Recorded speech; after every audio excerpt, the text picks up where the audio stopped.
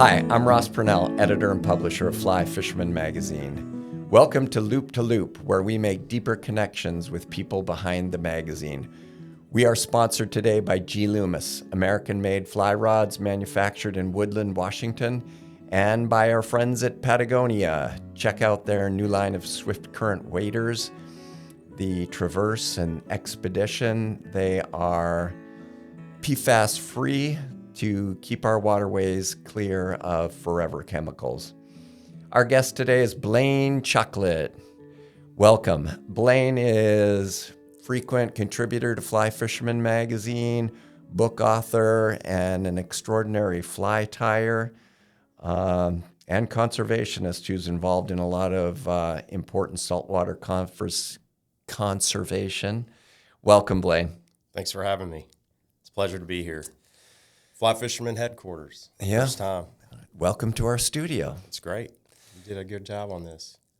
So one of the goals of this podcast is to, we know what you write in FLY FISHERMAN, all your great fly tying instructional stuff, but one of the things we want to do is get to know you a little bit better, get into the background of things that people might not know. So one of the places I'd like to start is how you got involved in fly fishing. Like, where was the start of Blane Chocklett's fly fishing career? Well, as you know, I grew up in Virginia and grew up in the mountains, a little town called Blue Ridge, and I live very close to there now. It's called Troutville, which is fitting for a fly fisherman. And my grandfather and my dad used to take me fly fishing when I was 8, or fishing in general when I was 8. We used to have opening day back then. And the following winter, I got a fly rod and a fly tying kit and all that kind of stuff. So when I was 9, I started fly fishing. They always used fly rods, but they used bait and whatever. And basically it was like Euro nymphing. So I learned how to get drag-free drifts at a very early age. And then opening day, my grandfather and my dad would take me.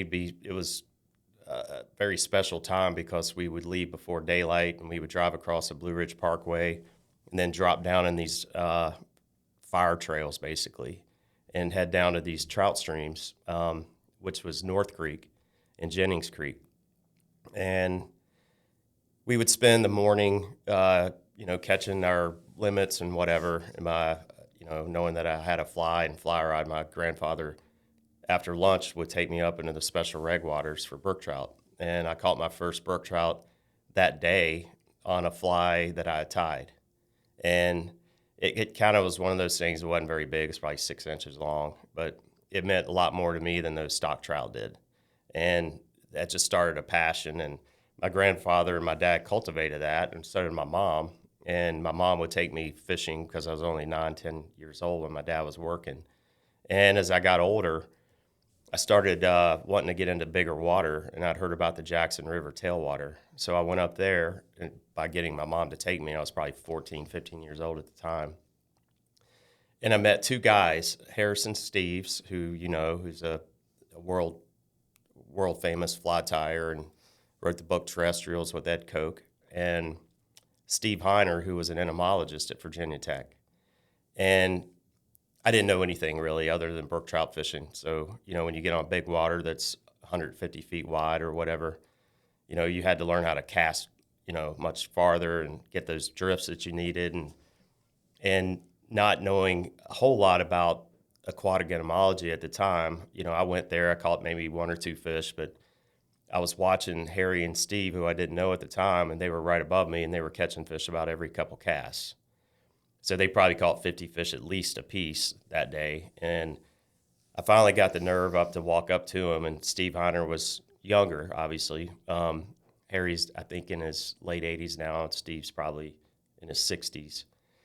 So Steve Hiner was, to me, seemed a little bit more approachable, and he was also closer to me. So I walked up to him, and he was very kind, always super funny. And being a teacher at Tech, he asked me, what my name was and, what my background was in fly fishing. And I told him I'd fished for brook trout before, but this was my first time up here. And I wanted to know what he was using, because I wasn't doing well, and I could see that they were killing it. So instead of giving me, this is probably the most important part of my life in fly fishing, because I wanted instant gratification, but he didn't give it to me. He said, instead of me giving you the pattern, I want to take you to my truck. I want to give you some vials from his aquatic entomology background. And he gave me some alcohol to pour into the vials, and he gave me a book called McCafferty's Guide to Aquatic Insects. And he said, all the answers are out there on the rocks. All you got to do is pick them up, look at them, and do you tie flies? And I said, yeah, I'm not very good at it, but I'm self-taught. And he said, well, figure it out. He goes, and he gave me his number, and he goes, we'll be here to help you. And he said, we'll be here next weekend. So I picked up the rocks, and it was very evident of what bugs the fish were eating, because there was this you'd pick up a rock, and it was covered with this one bug. I mean, literally covered with it. And it happened to be a black fly larvae. And so I guess he was testing me, really, because what he ended up doing, not giving me the answer, it made me work for it. And I've always had a creative side to me. I could always paint and draw. So the creative side just kind of started flowing at that point. So I took those bugs home. And at that time, there was a big craze with the girls. They were buying these little beads at craft stores. And they were putting them on pins, and they would put them on their shoes. They'd put them on their sweatshirts and whatever, and they'd do multiple colors. So I got my mom to take me to a craft store where they had thousands of different color beads, clear beads, silver beads, beads that had pearlescent colors in it and all that stuff. So, you could get thousands of these beads in these bags that were only like 50 cents. So I took those home because I'd read in the book that these black fly larvae that basically looked like a bowling pin, about a size 18 to 20. So I could easily tie those with dubbing and olives, browns, and variations of those. So I tied up all these larvae, but I read in the book that when they pupate underwater.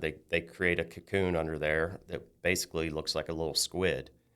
And they will emerge as adults in that cocoon, and they come out in an air bubble and rise to the surface. And that's where that creative side of that came from. So basically, I just took a small size 22 hook, put that bead in the middle of the hook, and then put black thread or olive thread or brown thread or gray thread or whatever around those, and just tied probably 100 of those. And I tied a bunch of those larvae, and what I read about the larvae is when they were disturbed on the rocks, that they would take this silken thread and they would kind of suspend behind the rock and wait for be able to kind of attach to another rock downstream. And I noticed Harry and Steve that weekend before were doing a lot of like swinging after the drifts and then getting a lot of fish on the swing. So I figured if I took that larvae and tied it as a point fly and then tied a tippet of 20 inches or so behind that and put that bead fly on behind it, that would kind of represent an emerging black fly larvae or black fly adult. And so my mom agreed to take me back up there, which is about an hour and 20 minutes from my house. And Harry and Hiner were already up there fishing. I didn't want to bother them, so I hopped in, put an indicator on, and adjusted the different weights and stuff, and figured out how to mend and all that kind of stuff. And I started catching fish pretty quickly. I probably caught 20 or 30 fish that day.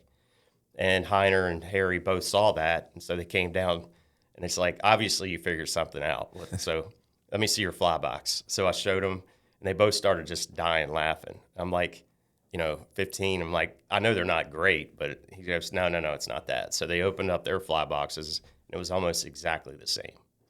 And for me, that meant a lot, just because, they didn't give me the answers, and I was able to take that creative mindset that I had and designed a fly that obviously wasn't original, but it was very similar to what they were doing. And that just made me realize at a very young age about how important flies and fly design is, because I went from nothing to catching almost as many fish as they were. It was pretty amazing. You came to the same exact conclusion and had got the same results as these two old-timer famous fly tying experts, but you were 15 years old at the time. Yep. And you got your first brook trout on a fly you tied? Yep. I mean, that's a hell of a fast start into fly fishing. I caught my first brook trout with a worm I dug out of the bank and a safety pin. I didn't even have a hook, let alone tie my own flies. Yeah, I guess, I'm not very good at a lot of things in life, but I definitely understand fish, and the creative side of it allows me to be able to expand on that. Everybody's given a gift in life, and this just happens to be fishing and designing. So Harry and Hiner could have easily gave me the answers, but I don't think I would have learned anything from that. I could have expanded on it, but making me figure out what was going on was very important. Looking back on it, I didn't realize it at the time, because that day I wanted to be able to start catching fish like they were. But I'm very thankful that Hiner did not give me the answers that day, because you never know. Maybe I wouldn't have really got it at that point. You know what I mean? Yeah. So. It began a career of observing nature and then trying to imitate it. You started at 15 matching the hatch, and it just grew from there. It did. And after that day, they saw that I was really into it, so they took me under their wing and kind of helped cultivate, my tying, and especially Harry. And we became very close friends, and later on started Loco Foam, the business. So Harry created Loco Foam. He also got me started going to the fly fishing shows, where I met all my heroes like Popovic's and Lefty and Whitlock and you name it, all the guys we know, and Clouser, and it was a stepping stone for me for my career, and I didn't realize it at that point. But it was one of those things where sometimes you fall into it, and I've been very fortunate in my life to keep falling into a good place. So yeah. Some people might say it's meant to be, and I kind of feel like that. I think the first time I met you, I'm pretty sure, was at Tom Earnhardt's house at a pig roast. That would be more than 20 years ago, right? Yeah, that would have probably been around 2021, something in that. 2002, 2003, yep. Something like that. And that was also the time that I brought down the Gummy Minnows. Yeah, that's why Lefty, he's like, you got to meet this guy, and you got to check out this Gummy Minnow. Was that made with Loco Foam? That was made with the silly skin. Silly skin, okay. Harry designed Loco Foam, and I took that concept, and I was getting more and more into smallmouth fishing and saltwater stuff at that point in my life, and I just wanted to create this fly that would act very similar to sluggos or soft plastics that we have, and it was really easy for me guiding early on for smallmouth, because our smallmouth fisheries were untouched, the James and the New, and it wasn't very hard to catch fish, but I was like, very early on, I was trying to catch the biggest, right? So every once in a while, one of my clients would bring someone who was into conventional tackle and didn't fly fish. So for me, it was super easy to get these soft plastics, and I didn't have to worry about them during guiding, because I knew they were going to catch them.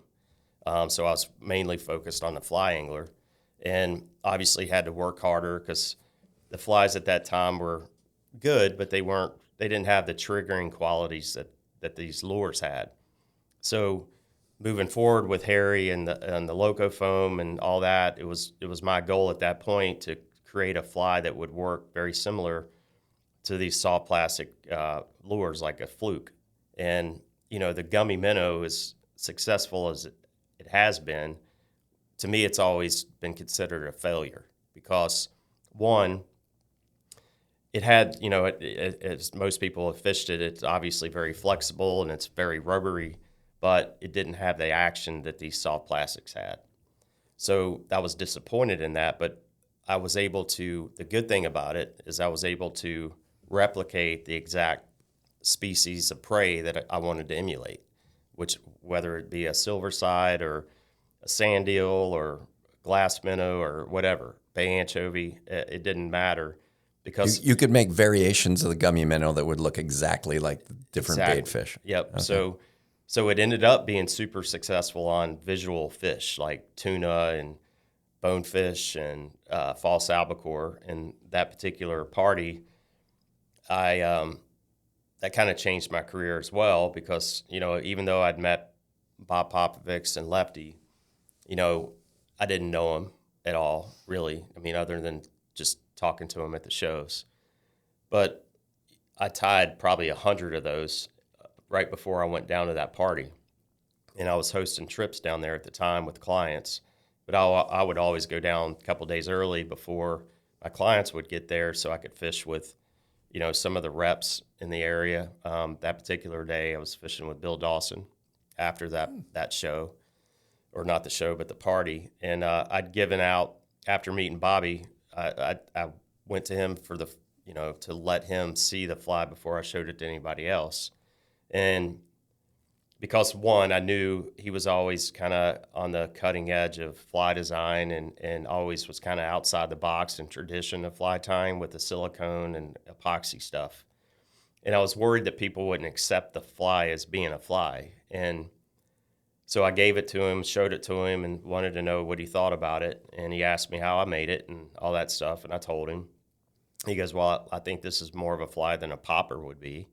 I mean, you're obviously putting this thing together. It's not pre-made, even though you're just folding materials and tying it down and then cutting the shape. I mean, he said to me, that's a whole lot more intricate than a popper is. He said, I think it's a fly, but he goes, hold on a minute, and I want you to meet somebody. So he disappeared for like 5 minutes, and I'm just hanging out. And, at that time, as you remember, behind Tom Earnhardt's house, it was all right there on the Sound. And the sun was setting at that time. And I remember him coming over. And at that time, the spotlight on the back of his house cut on. And at that time, as you remember, there's probably a couple hundred people that would show up to this thing. So as big as Bob Popovics was, I was just following him through this crowd, and it's like the sea parting. And in the middle of the sea is Lefty, and with him, holding court like he always did. And Bobby said, hey, this is the guy that made this fly. And Lefty's like, well, I know you. And he goes, this fly is amazing. He goes, how does it work? And I'm like, to be honest, I've never fished it. And I hadn't fished it at the time. He goes, well, this is going to be like rolling a wine bottle in a jail cell. That famous thing he always said. Classic Lefty joke. Classic. But he goes, this is going to work. He goes, it looks just like the real thing. How durable is it? And, I showed him. I even cut one in half and showed him that it would self-adhere back to itself. He said, this is great. And and obviously, as humble as Lefty was, he said, do you mind if I have a few? I'm like, you can have all of them if you want them. He goes, no. He goes, but unfortunately, I have to leave in the morning and get on a flight, but I'd like to take a dozen or so of these if you don't mind. I'm like, no. So I probably gave him 20 or so. And then I handed it out to a couple guides, Brian Horsley and Sarah Gardner, and a couple other friends that were there, Henry Cowan. I maybe even given you and Jay some. Either you gave it to me or Lefty gave me one of his, but I fished him that day. Yep. So the next morning we went out and we were a little bit late. I think everybody was moving a little slow after the party. So the guides were already out there, and I hopped on the boat with Tom Earnhardt and Bill Dawson, and so we were heading out, and he had the radio on, and you could hear the guides chattering back and forth. It was a little bit of a tough bite that morning, but Brian and Sarah were catching fish, and the other guys weren't. And I heard him distinctly say, he's like, what are you guys using over there? And Brian is, salty as Brian, and he goes, oh, we're using Blane's new condom fly. So I just started, I was like, here we go. That was perfect because it is kind of a rubberized type of material. But I was super stoked to know that it worked. And they actually caught the first fish ever on the Gummy. And we finally got out there, and I finally caught my fish on it and had a great day. And that was on a Sunday. And then that Monday morning, before cell phones, especially for me, right? I had a message in my hotel room to call my wife. So I called her, and she had a message for me to call Umpqua. And, we always talk about Lefty being the godfather, and Flip's always talking about Lefty being the internet before the internet was there, because he could connect everybody with the right people. And without even hesitation, they said that we want this fly. How many sizes and how many colors and what style imitations of baits can you mimic this with? So I told him, it's like, okay, so we want 6 colors, 3 sizes, and we also want your sand eel. It's sight unseen. And that never happens. So when I got home from that week, I tied a bunch of samples, sent it out to them, and, that kind of started it. So they had one, Lefty, and we could talk about him later, but he always taught me that you need to have 7 different things in the hopper to be successful in the fishing industry. So for me to be able to manufacture loco foam and silly skin and all the other stuff that I do now is what we call mailbox money. And he said, mailbox money is going to be the most important thing in your life. It's like you can control guiding and all that other stuff, but the mailbox money coming in to subsidize all the other things in your life is going to be a big thing. So Harry, Steeves, and we created loco foam about that same time, and the silly skin, and we started selling it, and I was manufacturing it in my back of my fly shop, and spending 18 hours a day doing this. At that time, it was a very big deal, and it became a big part of my life. And I couldn't have done it without Harry or Lefty or Popovic's for that matter. Amazing. That's the beginning of your commercial fly tying career. Pretty much. I just gotten a fly in, those disc sliders and poppers that you probably remember. I was punching out these discs and using that with loco foam and creating these different bugs and damsel flies and all that, which I sold some 20-some years ago. So it's been a long ride, and you have hills and valleys and all that stuff in your life. And I had to, I ended up getting a divorce not long after that, unfortunately, but so I had to start all over. But it taught me a lot, because I had to really, scratch and crawl and claw my way back to where I was. I kind of got to this point kind of close to where I am now, and then I had to kind of start all over. And, I did everything from delivering pizzas to working at night in factory stuff and all that kind of stuff to keeping this dream alive. And, Lefty, he knew all that stuff, and he was always there. And he ended up introducing me to Jay Nichols, who's both of our close friends. And at that time, I just started dating my wife now, and he invited us both up to his house, where he was really going to give me the lowdown on how to get your career going and keep it that way. And I didn't know it at the time, but he had set a meeting up with Jay and he told me that. He's like, as soon as we walked in, he's like showing me his office and all that stuff. And he goes, by the way, we have a lunch appointment with someone, and you're going to end up leaving with a book contract. And I'm like, he looked at my wife now, but she was my girlfriend at the time. He goes, I can guarantee you he's a disaster, right? And she started dying laughing. He goes, yeah, he's a mess. And I am. I've always been kind of messy, and stuff's all over the place, but I kind of know where everything is. But he was just like, looked at me at that point. He's like, you got to get yourself organized, And I was like, yeah, good luck on that one. But he got me my first book contract with Jay, and we met with Jay that day and got to know him a little bit, and we stayed in contact. And me being who I am and struggling to kind of get back on my feet and all that kind of stuff, Lefty would always kind of look at me, and it's like, when he see me at a show or whatever, he's like, how's the book going? Because I could already wrote 6 or 7 books by now. And you could talk to Jay about it. Jay pretty much had to get me to his house and keep me there for a week at a time to get this book done, because he knew that I'd just guide and, the book wouldn't get done.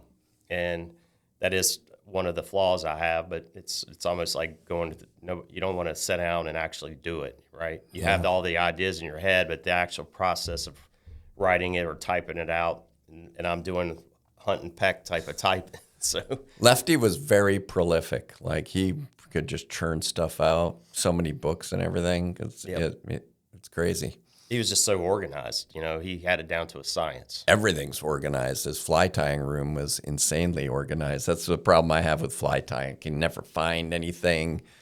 No, me either. Disorganization is, I think, the biggest obstacle to, like, hobby fly tyers like me, you can't find your stuff, and it's a nightmare. Yeah. So your meeting with Jay Nichols resulted after some years in the book Game Changer. But let's go back. But before the book, I'd like to know more about the development of the Game Changer. We talked about the Gummy Minnow, how it looked realistic, but it didn't really swim as good as these Game Changers. Like, Yep. I've said this before in the magazine and online. I think the Game Changer is the most important fly tying development of this century, of the last 25 years for sure. And just, I love fishing a big white feather Game Changer and seeing fish come up and slam it. The best fish I have ever caught in my whole life, a 55-inch taimen in Mongolia, was on a big black Game Changer. Yep. My best smallmouth bass is on a big white Game Changer. I've got huge trout on it. The fish love it, but I love watching it swim too. It's mesmerizing, and it's got that action. So how did you go from like a foam sort of plastic gummy minnow to something that just looks alive in the water? Well, it was a process. Believe it or not, the Gummy was the first iteration of the Game Changer platform, and that's what I like to call it. I mean, that's what Bob Popovics would call it. You know, he's got different platforms that he ties on, whether it's his beast flies or whatever. So for me, like I said, I thought the Gummy Minnow was a failure, even though it catches fish all over the world. It just didn't swim like I wanted it to. So, you know, guiding and, you know, obviously your wallet is only as big as your success on the water, right? So guiding every day and having a fly shop and finding myself more guiding than being in the fly shop, it became very important to be super successful. And, you know, I always had that in the back of my head, how these soft plastics, and then they started coming out with these hard baits, and one particular one was called the Sebile Magic Swimmer. And Sebile's lure had these joints in it, and it had 3 different joints, but it had that 3-dimensional swimming action like a true fish does. And I just started looking at it and, you know, tying different things. You know, I backed myself in a corner and thought it'd be a great idea to be a fly fishing guide for muskie, you know, the fish at 10,000 casts. And kind of going off of some of Bobby's platforms with the beast flies and the mono extensions to get that big profile and silhouette. All that stuff started getting my mind working a little bit more. And my answer to his beast fly was a fly called the T-bone. And the T-bone concept came from watching Bobby's flies after you tie them started getting compressed, because the elasticity of the bucktail would eventually compress by fishing it all the time. So it ended up kind of flattening out a little bit. You could always fix it at the end of the day by drying it out and hanging it upside down to kind of make the bucktail rise back out and whatever. But it eventually, you know, it's natural material, so it eventually starts collapsing. And something I learned by mistake, really, or not, just kind of happened into it. And this happened to be going back and being part of the fly fishing shows. I met a guy named Rich Murphy, who's an engineer by trade and a great fly designer in his own right, and wrote a book on striped bass, which is amazing. And I wouldn't expect anything less from him because he is an engineer. And all engineers, and I've guided many of them over the years, are very thoughtful and very precise about the way they attack any project. And he had this material that was called body tubing. And he gave me some. He said, you figure out what to do with it. It's a little stiff for me, and I can't really use it. And I'm like, okay. So I took some home, and I started playing with it, and I just was folding it, and I realized you could fold it in half. You could fold it over itself and then reverse it and tie it down, and you could create these cones, basically. So I thought, you know, that would be a great prop for bucktail or any synthetic material to kind of rest up against and not allow it to collapse, right? So it would hold that shape. So I put multiple, basically, dams or of the body tubing throughout the fly, and I started getting more of a jackknife movement and started getting a little bit more swim to it. And what I didn't realize at the time is not only did it help keep that profile and silhouette, but it also was diverting water from the inner part of the fly, which was allowing it to start getting more swim. And then I started playing around with shanks. I was bending wire at home. I'd make musky lures with blades and the bucktails and all that kind of stuff and bending wires. So I started bending wires, and I realized if I connected a wire to one of the hooks and basically had like a deceiver back and then build those dams in front of that on a shank, and you can make the shanks whatever length by bending wire yourself, that I was getting more of a serpentine action and that jackknife from, basically having a bigger head up front of the body tubing and diverting the water from the inner parts. It was basically slowing it down when you hit it hard and turn left and right. And I didn't realize it at the time, but I was starting to figure out how to create swimming action with a fly.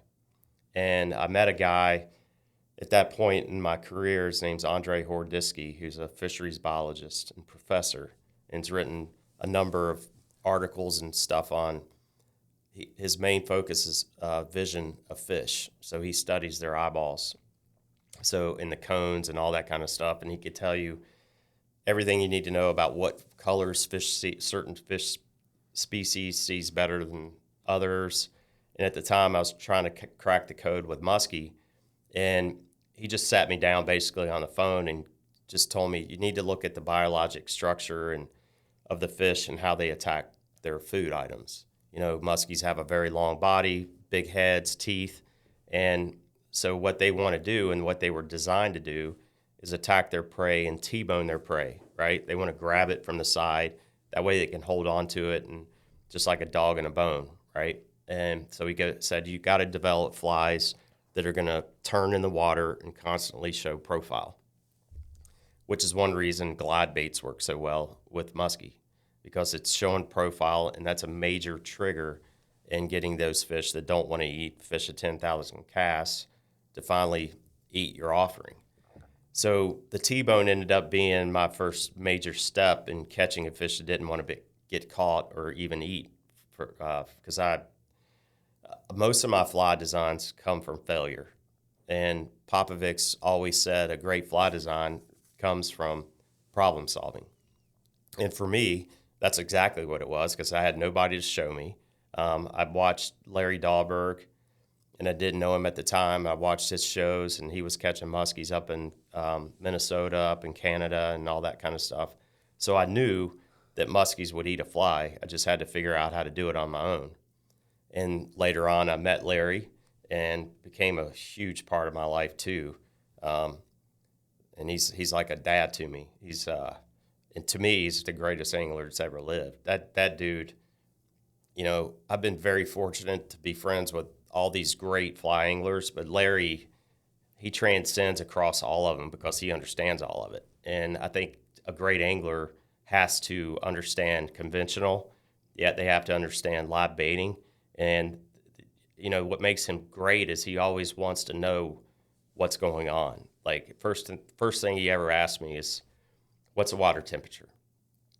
And Larry's gone down that road where he's experimented enough with different things where he's even stuck a thermometer up a fish's tail to see what their internal body temperature is related to the water around them. And that started getting my head spinning, and I'm like, okay. So what you figure out, the closer a bigger fish is, it takes, obviously a smaller fish can relate to the water around them much quicker than a bigger fish because of the surface of their bodies, right? So it takes longer for a bigger fish to get their body temperature closer to the water around them. And that was a major thing in my development as an angler too, is understanding that, because I never could understand why you might get little fish moving before the big fish did, or vice versa. If it was hot and the big fish would eat earlier on and the smaller fish would eat later. So going back to Wow, so their body temperatures is lagging behind because of their size. Yep. Wow. Yep.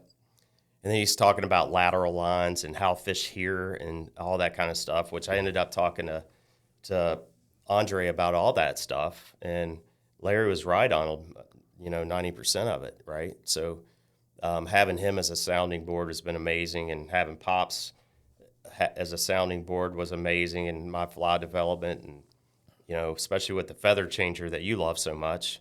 A story, I was doing a fly tying seminar down in Arkansas and got a chance to fish the White River. Even though they weren't generating one day, we had really poor conditions. It was blowing, not the best time to catch a giant predator. But I tied a bunch of little, or a bunch of 7-inch bucktail changers for that trip, because I noticed they were using all kinds of bucktails and whatnot, and doing basically double deceivers and stuff like that was kind of their fly of choice. So I was just tying these deer body or smaller bucktail changers that were like 7, maybe 8 inches long. And that day I ended up learning a lot because I was getting follows in, but I noticed that those giant browns, 30 inchers and all that, they were staying deep, but they were following the fly and they were turning off at the boat. So kind of going back from the musky thing, when we have those high pressure systems and the wind's blowing and it's bright and big predators are not really wanting to chase as much as lower light and higher water and all that kind of stuff.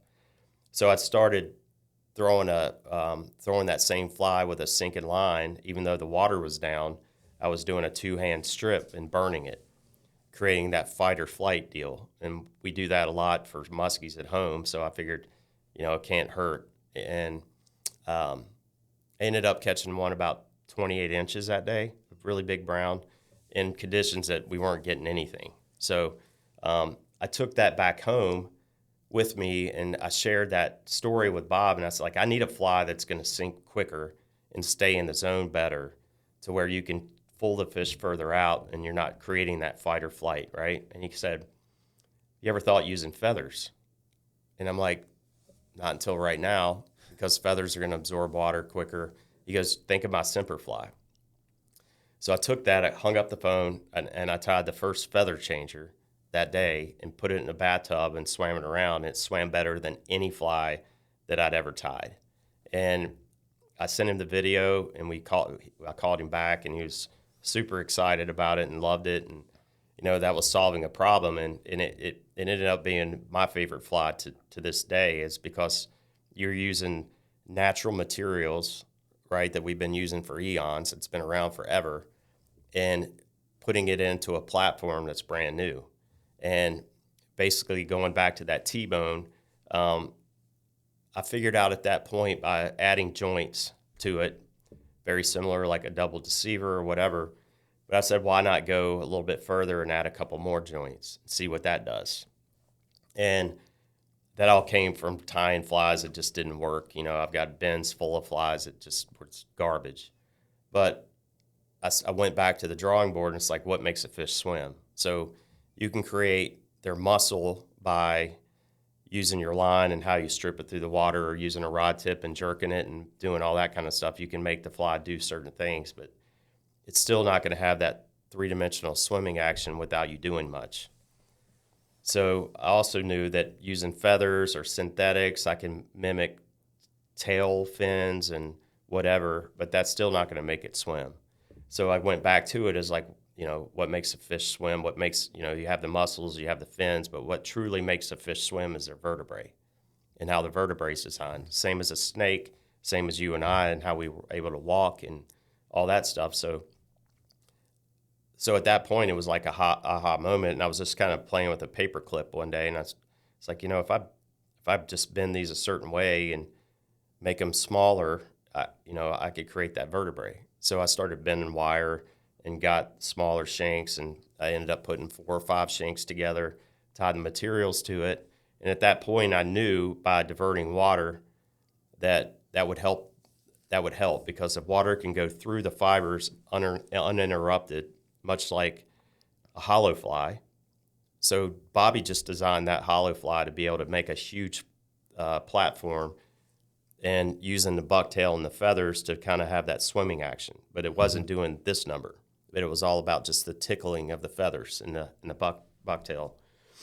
So knowing that I could put materials in the center of the fly and divert water, it's not pushing water, but it diverts water. I could create these ramps that would allow the fly to go left, right, and you create this chain reaction. Because if you have the head that's making water divert around it, but water always wants to find the path of least resistance. So it's going to rush around, then it wants to come back. But before it does that, if you have a shank behind it, it's going to go left or right. It's non-mechanical. So it's going to go left, water's going to immediately hit it. So that makes the next shank go right, and then left, right, left. So that tail of that fly just starts swimming behind the fly. And that's where the Game Changer was born, but there were several iterations of that, starting at the Gummy Minnow, moving into the T-bone, and then finally getting to the Game Changer itself. And, you know, all that stuff kind of comes and goes with, you know, getting mentored by Larry and Popovics. It's like you're a professor of hydraulics. You know, that's what is so cool about all this to me. I'm because not a professor I of grew up anything. being like a trout fisherman, and it just, your fly sits on top of the water or dead drifts. So like, you know, I didn't have an upbringing in like making a fly swim. That was, you never wanted to do that. You know what I mean? Yeah. So like the way that you study the actions of these flies and make them swim like that is foreign to me and quite amazing. I appreciate it. And, you know, just like I said, meeting the right people at the right time in my life and having that creative talent. You know, like I said, I feel like I was born to do this because, I mean, it just, everything fell into place to get to the point I am now, 100%. So eventually you wrote a book showing Game Changer, showing people how they can tie it themselves. Yep. And thousands of people all around the world are tying their own variations and Yep. making And that brown beautiful trout flies. right there, that was with Jay. And I took that same knowledge, as you could see in the skies, the bright blue, and the fish were not moving that day, so I started burning the fly and caught that giant brown. And that's like a 10-inch craft fur changer. So it tells you how big that fish was. I love that you can go into sort of a match the hatch tailwater fishery and just find the biggest trout in the river. That's like the streamer fisherman's credo, but you do it better than anybody. Well, you know, one thing I learned, so if you look at that fish, you can see how long its mouth is, and it's designed to grab just like a muskie. So, yeah, you know, I look at the biologic makeup now, learning from Andre, the biologic makeup of a fish and how they eat stuff. So you have stripers and largemouth bass and other fish that are inhalers, and then you have graspers and grabbers, right? So, you know, so if I was going to go king mackerel fishing or wahoo or barracuda or pike or whatever, they're the same type of fish. So they kill with speed, but they also want to drive through the fly or the bait and cut it in half or maim it, and then they'll come back and eat it or just hold on to it. And once a trout reaches that 18, 20-inch range, they become one of those long-bodied fish with the big teeth. Their mouths get bigger and longer. They get bigger teeth, and they're designed to grab and hold on to. And they move from eating insects to eating other fish, and you can see by the way their mouth changes. 100%. Yep. So what fly designs are you working on now? Well, what's the future coming from Blane Chocklett? So having that background in trout, which is very important to me, is in matching the hatch. I'm going right now. I've kind of been going back to my beginnings, and you know, with trout and smallmouth, and coming out with those new wing materials and new body parts and all that kind of stuff with the chocolate factory. And you know, I just kind of want to bring out things I've had in my mind for years, and just making flies better. Like the new wings are hollow, and they're more aerodynamic. You know, a lot of the wings that we've used that look real, they just make your leader spin up, and they're not very fun to cast. So I had this idea years ago to be able to make veins in it, but have it hollow so wind goes through it, which makes it less wind resistant. So I didn't have a way of doing that, but I met someone that got me in the right place again, where I had this design and I didn't know anything about 3D printing, and now we're able to 3D print these wings and these body parts and all this kind of stuff to make the flies more realistic, but also a lot easier to tie, right? So nobody's got time to cut out parts or cut them out by hand or punch them out with a punch or like a die cutter and all that. So we're laser cutting materials and all that, like my Helgermite patterns and my crawfish patterns. And my crayfish is universal because you can make it look like a shrimp if you want to. It's obviously a crawfish pattern, and I've been playing with, one of my big goals is hitting that permit world. You know, I've never been afraid of failure, and I know permit are a pain in the ass, right? But so are muskies. So yeah. I'm not afraid to tie a couple of patterns or hundreds of patterns and figure out what works and what doesn't work, because this is a fish that doesn't give you a lot of feedback, and it's generally negative. But so are muskies. And I'm not saying I'm going to be able to figure it out, but I'm welcoming that challenge, because I do feel like a lot of flies, you can get the realistic look to it, but if it doesn't have that triggering quality, that's why fish will pull off at the end, right? It's not giving them that trigger to eat it. You know, learning from the trout world is profile, silhouette, realism, right? Matching the hatch. So in years on the New River and the James, like early on, you know, in the season, you could use popping bugs and pop them and they'd eat it. But then they're at that point, they're eating it as either a frog or a bait fish. But later on, as the waters start dropping and it gets low and clear, they change their habits and start eating more bugs. We out here in the East and Midwest, we have annual cicadas. And I used to throw popping bugs and just dead drift them, and you'd have these giant trophy 20-plus inch smallmouth come up under the bug, just like a brown trout would, and look at it and follow it and even nudge it and not eat it, right? And you're like, well, obviously they want to eat it, but it's not creating that trigger. It doesn't have the realism that they want. It didn't have the movement that it wanted, you know, and that kind of goes into what I'm creating now is movement on the surface with insects, right? I mean, you can create profile and silhouette, but if it's got a little bit of movement in the tail or the legs or whatever, and the silhouette's right, if it looks like the food and acts like the food, they're going to eat it. So 20-some years ago, that's where my cicada pattern came from, you know, and now with the new wings, I've got the wings where they can articulate and move in the current, and they fold back during the cast, so it makes the cast easier. But the wings and the rubber legs and all that are moving around. And I've got damsel and dragonflies that have movement in the body because they're articulated as well with the wings. So you have fluttering wings and all that stuff that makes it even more realistic. Moving flies, but they're surface flies that have movement and without realism. You moving it and allowing the current to kind of flutter the wings for you.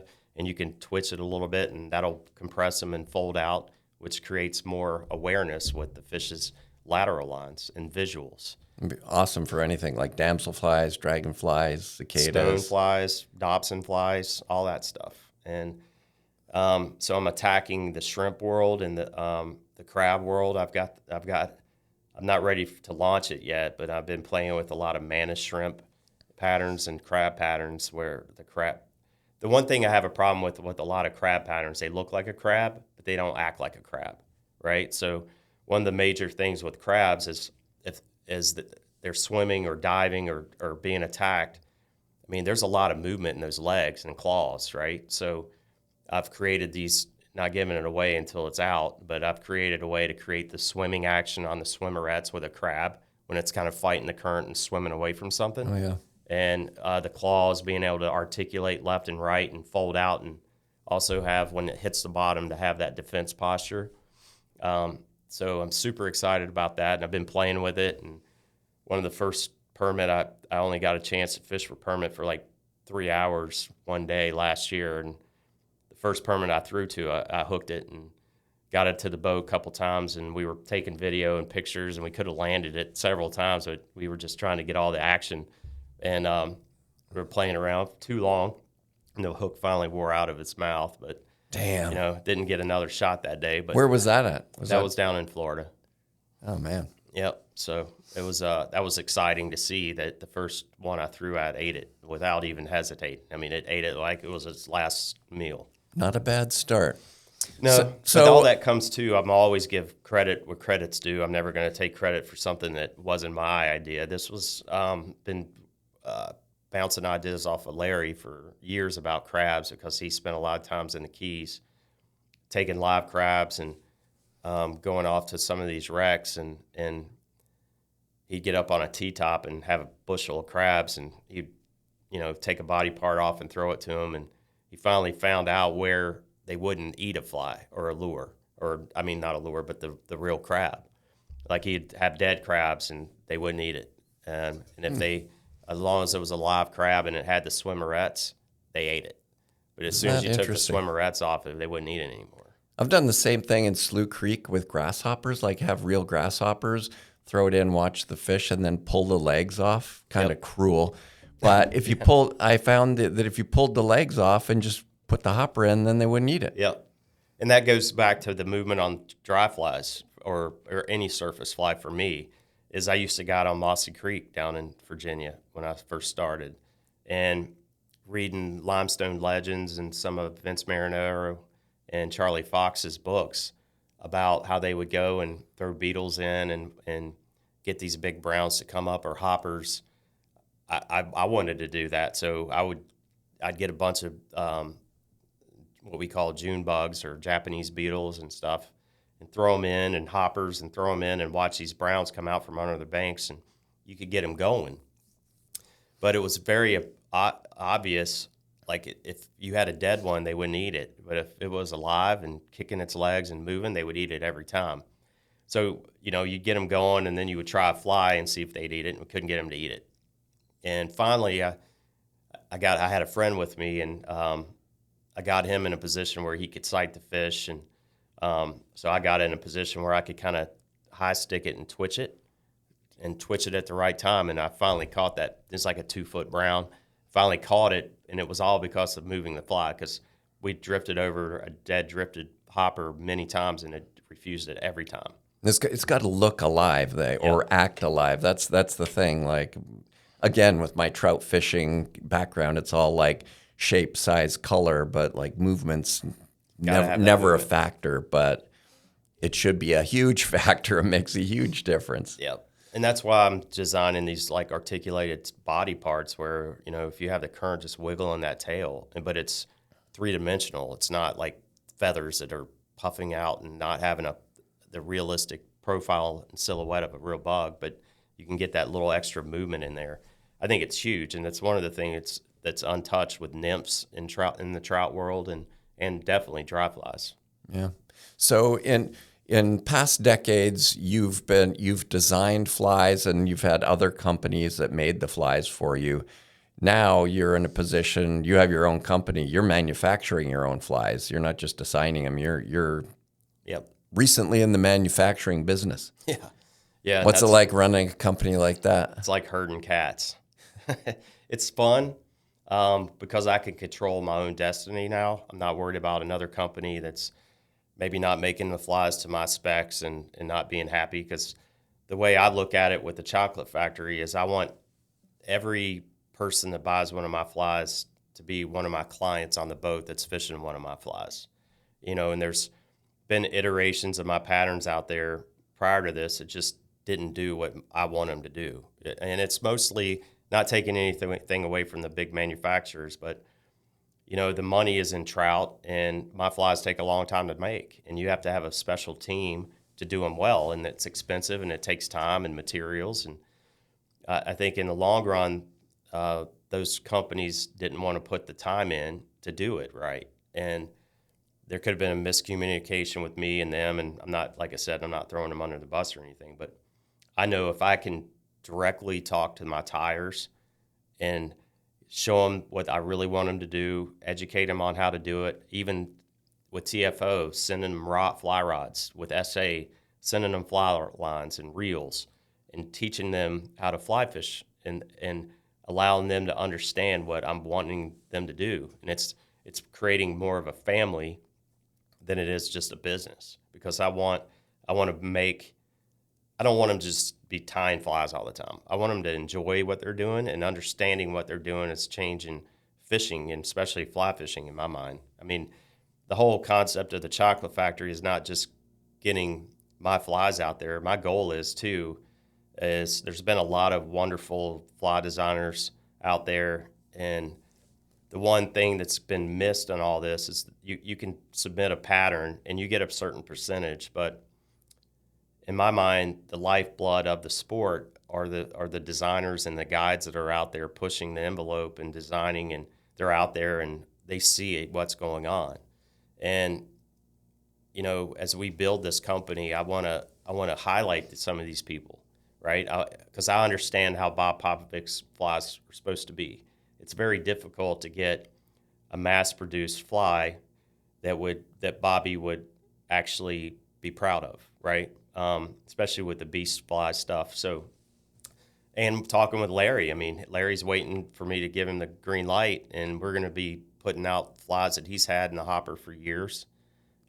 He's the greatest lure designer out there too, right? So with us working together, the sky's the limit on that. And, with that, the people that come and work with me, I'm going to give them a much bigger percentage because they're worth that, and, I've been a guide my whole life, and, I chose to do that, and it's not profitable, right? I have 7 different things going based on what Lefty told me to do to make a living, and it's a meager living. But if they come out with something great, and I think it's really a game-changing type of fly, I want them to be a part of it.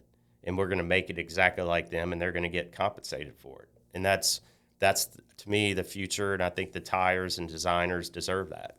And not taking anything away from the companies now, but they have a set price, right? But we can take that price, and if it's a couple bucks more and that person's getting the royalties for it, they deserve it. And if you make that fly exactly like what they designed it, then you see flies now that are custom tyers are selling. People are not afraid to spend the extra money on something if they're going to get the results that they want out of it. No. And that's the future, especially with predator flies, or tough fish. I mean, our fisheries are not getting smaller. I mean, bigger. They're getting smaller because there's more people. The internet's made it a lot harder to find a place that's not fished. So these fish are getting more educated, and as that happens, the flies have to become more sophisticated and have all the different triggering qualities that we've kind of talked about. And I mean, that's the reality of the future. With tough fish, it's so important. Yeah. I mean, you put so much time and effort and money into chasing them. You got to make sure you have the fly at the end of the line when it comes to fish like muskies and permit and anything that's difficult, or timing. Yeah, it's a long road to get there. Kind of why fish with the wrong fly? That's and I'm not saying that's something that's fixable. Yeah, and I'm not saying that you gotta use my flies or whatever to catch a fish. That's not my goal. My end goal is I've always, when I go fishing, I'm after that fish of a lifetime, right?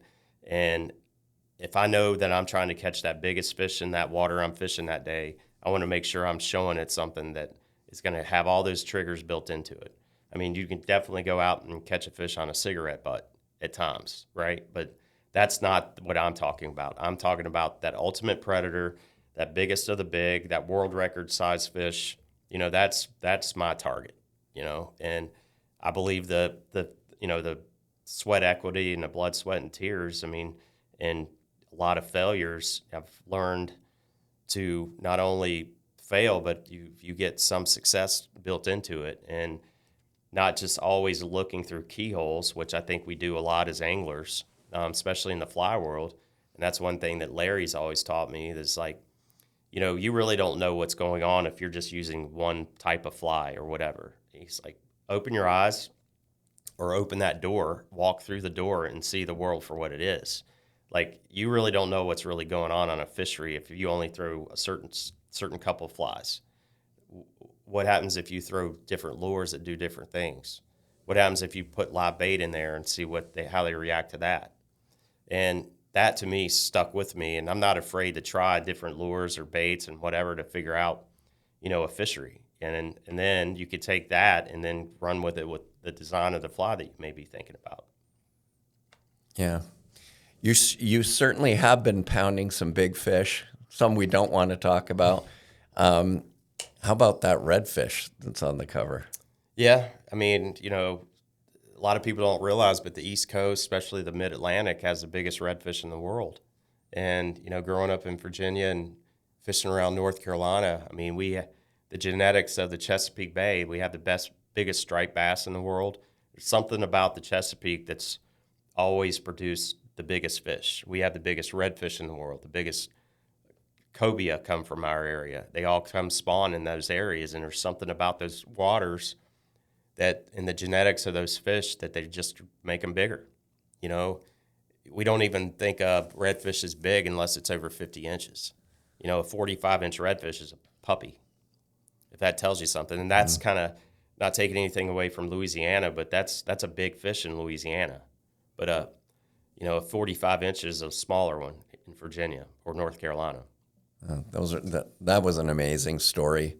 Yeah. Amazing fish. You're doing a lot of work for ASGA. Yep, American Saltwater Guides Association, and that's another Lefty story. 20-some years ago, there was this event that was created called Lefty Kreh's Tie Fest, and the guy that created that was friends with Lefty. His name's Tony Friedrich, who in the past several years, he left a job that he was doing in conservation and decided it was time that he would start his own company, and it's called American Saltwater Guides Association. And it's kind of misleading because a lot of people feel like you have to be a guide to be a part of this, but it's the genesis of that really is that you have guides are kind of the canary in the coal mine, right? So the guides are the first to see that a fishery is not doing well. So that's where American Saltwater Guides Association name came from. So it doesn't mean that you have to be a guide to be a part of it. Anybody can be a part of it. We want everybody to be a part of it because the guides at ASGA, as we call it, we are basically the ones that go and give the policymakers the science to have better fish management. And so we get donations or grants or whatever to be able to give to the scientists and biologists to go do studies on a fishery or a fish, whether it's on the East Coast or in the Gulf. I mean, our fingers are everywhere from Louisiana all the way up to Maine. And, our big thing has been striped bass over the years. We're tackling redfish. One of the big research things we've been doing over the past several years is false albacore. And we get the money raised to do it and give it the money to the biologist so we can give that data to the policymakers to make sure they have educated decisions to be able to do what's right for our fish and our fisheries. And it's been eye-opening, especially since I decided I wanted to do something with the platform that I created several years ago because my fisheries at home are declining. They're nowhere near what they used to be. And it's very rare that when I get to travel, and I'm very fortunate to be able to travel all over the country, and you hear the same thing everywhere, and I'm not going to say that all fisheries are bad, but none of them seem to be better than what they used to be. It's rare to find that. There are certain places that are, but that's because they went to collapse and now they're recovering, right? And having a young son that loves fishing, and I could see that in him at 5. And I was like, now he's 9 years old, just turned 9. And I mean, he wouldn't rather do anything in the world but go fishing. But I wanted him to see the stuff that I've seen in my life, and I was afraid that he wasn't going to be able to see it. So I'm like, Tony, what can I do to help? And he goes, use your voice, use that platform you've created. Come with us to walk the walk in D.C., meet the congressman, the House, talk with them, tell them what you see. If we need you at a policy meeting or a committee, if you want to, I went down to Louisiana and we fought for the redfish management down there. So, I never thought I'd be talking and testifying in front of, the state house or walking and talking to people that run our governments in D.C., I never thought I'd be a part of that, but to me, that's kind of the future with the fly designs in the chocolate factory. I'm 51 now, and, like Lefty said, you got to do different things, and getting older, I don't see myself being able to guide every day at 70 years old. It's not a very good retirement plan. So your last story you did for Fly Fisherman magazine was on jacks. Yes. I did a story on jacks, and there was ASGA tie-in there. Can you sort of explain how, what the problem is with jacks, or Sure. why we're interested in those? Yeah. So same with albies. They're kind of they're exactly the same. So several years ago, albies, they have no management on them, right? Anywhere. So, with the menhaden fleets that we have, they're, depleting menhaden in the Chesapeake Bay and the Louisiana, you're seeing the food sources go away, and that's all based on protein to sell. And one of our big concerns is, if you don't have guardrails on fish, especially false albacore, that are super important to a lot of guides up and down the East Coast, from Florida up to Cape Cod, Massachusetts. And it's mind-boggling to me to know that you can go out and kill every albie that you want. And that doesn't make sense, because they're such a great fish, and they need to be recognized as a game fish. And so we're putting guardrails on albies, and not trying to take away from commercial fisheries or recreational guides that want to keep fish, but there needs to be some type of guardrail put on them to where, we don't see that there's any problem yet with albies, but we want to make sure that they stay healthy, right? How do you know there's a problem if you don't know what the baseline is, or They there's don't even no know where they management spawn. plan Yeah, whatsoever? Exactly. There's no science. It's not on a them. thought going into it. Yeah. So we did science on albies, and they found that they're all connected. They all spawn in the same spot. They had no idea. So they all have the same DNA, which means if they all go to one area to spawn and they're all interconnected, so the same fish you catch in Massachusetts, same fish you're catching in North Carolina, same fish that you're catching in Florida. Yes. So wow. So once we found that out, we're like, jacks. You talk to guides all the time. It's like jacks are our savior a lot of times when other things are not happening, for like the Keys guides and like tarpon fishing or bonefish or permit. When that's not happening, they'll go out and take their clients for jacks. That way they can pull on something. And it's such a great fish. And there's a lot of people that travel all the way across the world to go target GTs, which is a jack. And, the American GT, which is a jack crevalle, it's beautiful. It's a beautiful fish. They fight hard. They eat readily. What's not to like about them? It's visual. It's everything that we like about fly fishing or angling in general. Who doesn't want to get pulled, breaking rods and breaking lines and all that kind of stuff, and seeing the chaos on the surface and tracking a fly down? And jacks have zero regulations on them. So we thought it was time that we would get the regulations put in place all over the coast to make sure that we have jacks for the future. And it's a shame to me to know that you could go out and get a school of jacks and corral them and net them all and kill them and serve them as cat food or whatever. It doesn't make any sense, and we want to prevent that kind of stuff from happening and get the science done. Jacks migrate all over the place, and we don't know if they're very similar to albies, where all these jacks could go to the same areas to spawn. We don't know anything about them.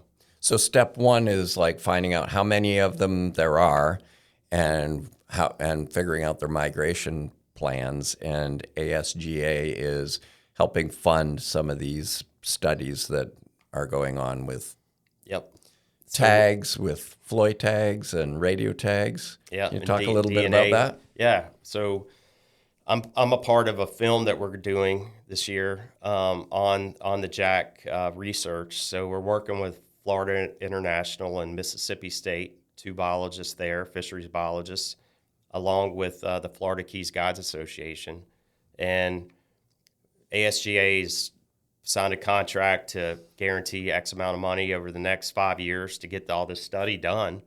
And part of my job is getting the word out with my platform that I've created and doing some filming on it. And I'm going to be traveling from South Carolina, Florida, East Coast, West Coast, Mississippi, Texas, Louisiana, to show us tagging these fish, getting the DNA stuff done, putting the acoustic stuff in them so we can track them and see where they go.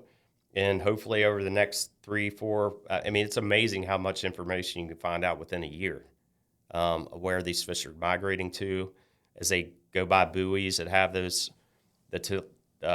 telemetry stuff, the studies where they ping against a buoy just like they're doing for shark research. Mm-hmm. So I think they've already found that the same fish that are in Florida are migrating all the way down to Mexico and back around. Really? Yep. So there's been a little bit of research on them, and then I think we highlighted that in the article. I think we had a really nice illustration of some of the migration paths. Yep. That was in the April-May 2025 issue of Fly Fisherman. Yep. So all that stuff is super important to me because I love jacks. And, one of the things leading into that, probably talking about what we're going to be doing to help get the money for the research is, losing Lefty a couple years ago and just losing Bobby. I thought it would be very important that we'd bring Lefty Kreh's Tide Fest back because Bobby always went to it. Lefty always went to it. We did it for 20 years and haven't done it since Lefty passed. And losing those two, you're seeing all your heroes go away. And, I guess sometimes you don't let them know how much you appreciate them. And I don't want that to be gone. So I told Tony, it's like, why don't we celebrate all these guys that we still have before they're gone? So bring back Tide Fest.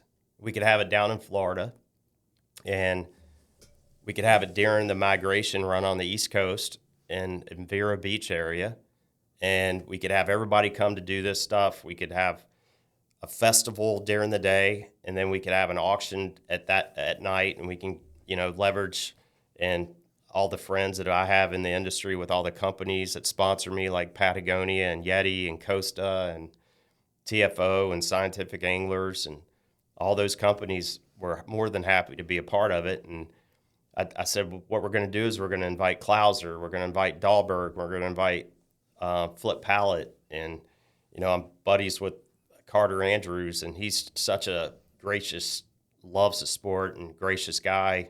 He's opening up his home for us, and we're having this event and basically on his ranch, and we're gonna have all the greatest that there's still around. I've got Hillary Hutchinson coming, I've got Lacey Kelly coming, so we've got women and men that's really changed the sport and making the sport better. And I thought, let's highlight all these people before it's too late. You never know; we're not giving tomorrow, so. I've contacted Andy Mill, Paul Bruin, Steve Huff. You name it. It's going to be like a who's who of fly fishing where anybody could come do it, and we're just going to celebrate them. Chico Fernandez, all these greats, So Lefty's Tide Fest that used to be historically in Maryland, it is now in Vero Beach, Florida. We're recording this podcast March 26th. It's a month away. Can you give us the dates? Yeah, so it's going to be in Vero Beach. We're going to be doing the Lefty Kreh's film that you guys obviously have graciously done. And we're going to highlight that at a movie theater on the 25th of April in Vero Beach at a theater there.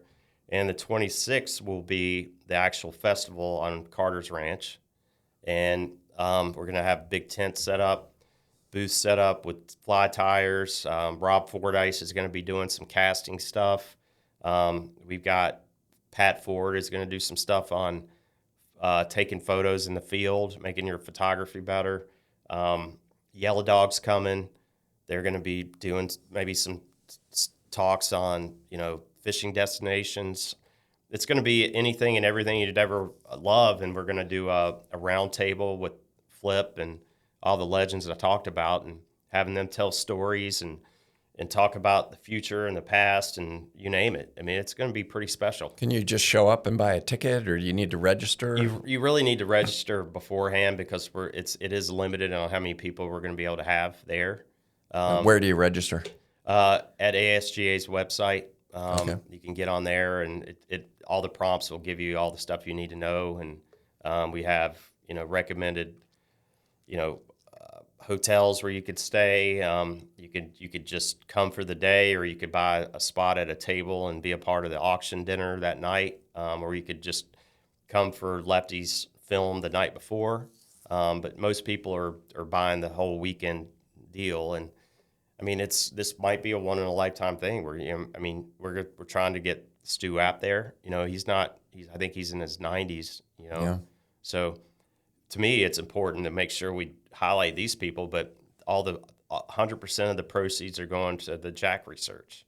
And the cool thing is we're going to auction off 2 boats to have those legends on there, to where an angler or 2 anglers could buy that day and go out with say Flip Pallet and Dahlberg and catch a jack, tag it, and have the research done that day. And that to me is amazing. I mean, who could say they fished with 2 of the best ever, the best TV shows ever, and be able to fish with them and do some good stuff for conservation? And it's all funding science research on jacks. All of it goes back to the jack funding. Yes. And there's fly tying, fly casting demonstrations. There's a lot you can learn there. You can meet and mingle with a whole bunch of celebrities. Yep. And you're screening the film Lefty, the greatest of all time. Yes. And I mean, again, I know I left some people out, but like Carter obviously is going to be there. Oliver White, who's good buddies with us. Yeah, I mean, it's. I don't know that there's ever been this many legends in one spot where the public can come hang out and learn from them and do something good for fish we love, which doesn't get a lot of love. But we're going to change that with the filming. The jacks have been getting a little bit more love here recently, but we want to make sure they get all the love. They deserve to get protected. And we found that the only way you can get true protection is you got to go state by state instead of going through the federal part. We're going through the states, and we're going to fight to the end trying to get all this good research done, give it to the state commissions to where they can make educated decisions for their particular fisheries. It all starts with the science. It all starts with the science. Well, it sounds like an amazing event. I think we've got all the contact information for the event. How do people get in touch with you? Tell us about your website. Yeah.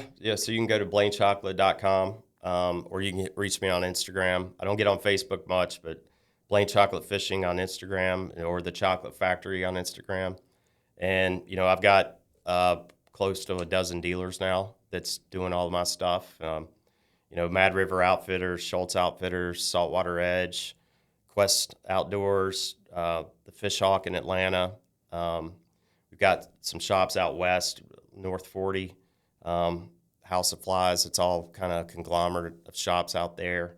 And we're looking to expand a little bit more. And, I've got a shop with, I'm sure you probably know, Bear's Den, Scotty up there and up in Mass. So we're kind of strategically putting shops in certain regions to make sure we're healthy. We just opened one in the Dakotas with the Dakota Angler. So we're trying to, not crowd our stores. We want to make sure that it's widespread so everybody's healthy, and even though I have a little bit of sales on my store, my goal is to protect and support my dealers, because that's the lifeblood of our sport. If they're not healthy, I'm not healthy. Yep, we all help each other. Yep, 100%. If you want to support Fly Fisherman magazine, you could support our sponsors, G. Loomis and Patagonia, 2 great companies. If you want to support us directly, you can subscribe to the magazine at flyfisherman.com. You can also follow us on social media. On Instagram, we are at Fly Fisherman Magazine. On Facebook, just Fly Fisherman. And hopefully you're watching this on our YouTube channel at Fly Fisherman Magazine. This podcast is also on Spotify, iTunes, and all of the other platforms too. But the video version's pretty cool because this studio's cool. Yeah, it is. Y'all did a great job with this. Thanks for coming in person. Thank Appreciate you. it. I appreciate it. It's an honor.